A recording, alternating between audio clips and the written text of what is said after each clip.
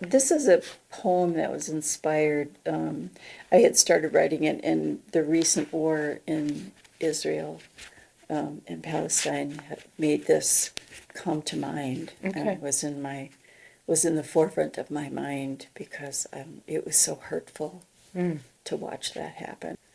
So this one's called Reporting for Duty. We do war well. We've mastered violence. Instruments of war are sophisticated, disciplined, priority funded to wage chaos, kill mass humans, and serve one supreme commander, death. Instead of tanks, rocket launchers, hand grenades, automatic rifles, what if we deployed artillery to wage compassion?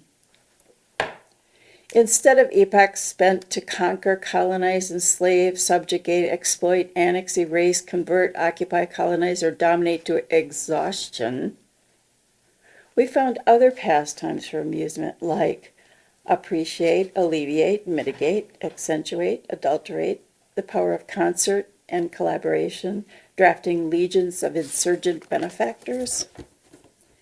We recruit youth to fight, harden them for soldierhood, teach them discipline, to march in lockstep, their cadence antiquated, a parade to war that's pathetically obsolete.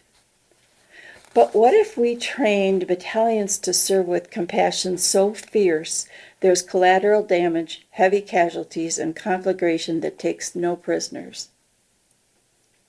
What infantry might patrol for empathy in the darkness of night? What arsenal would advance the mission and inflict the maximum compassion? What could replace the crisp salute, snap to attention, that pays respect to a fellow warrior also engaged in love?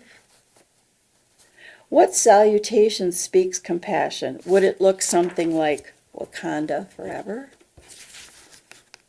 What uniform would the Compassion Army wear? What color camo says, I come in peace?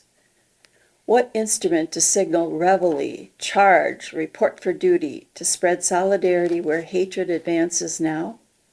How to ascend through the chain of command, plan strategies for attack on ecosystems and nations, to wield guerrilla compassion for widespread impact and far-flung casualties?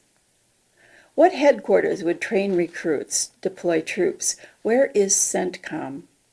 What commander gives the order to dispatch the ranks, surround the perimeter, and hand-to-hand combat the hatred? Maintain the barrage until there's unconditional surrender? Would thoughts and prayers be enough to address a wrong, pacify a disaster, or deployed for tragedy, quench a different thirst used to blood?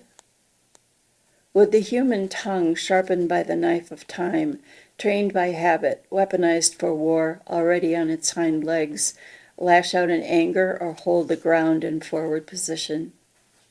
War doesn't work. We can't afford war and its now puny distraction. The stakes are far greater than we can comfortably contain or even speak into words. We have a planet to save. We have to heal a homeland. The homestead now is Earth. What if, instead of the impulse to otherize, our default position was solidarity? A kinship with humans made other only by habit, that defers now to brotherhood instead of the adrenaline that, yes, alleviates boredom, to evacuate old trenches in pursuit of other amusements. Did this journey feel awkward? Is it because we're intimate with the language of conflict, but the vernacular of compassion, not so much? Where are the open-handed ones, the open-hearted ones? Where are the helpers Mr. Rogers said to look for? Are we the ones we've been waiting for, a different kind of strike force? Could it be true we're here now for a reason, because we were made for these times? Will my outstretched hand fit in yours? And won't you be my neighbor?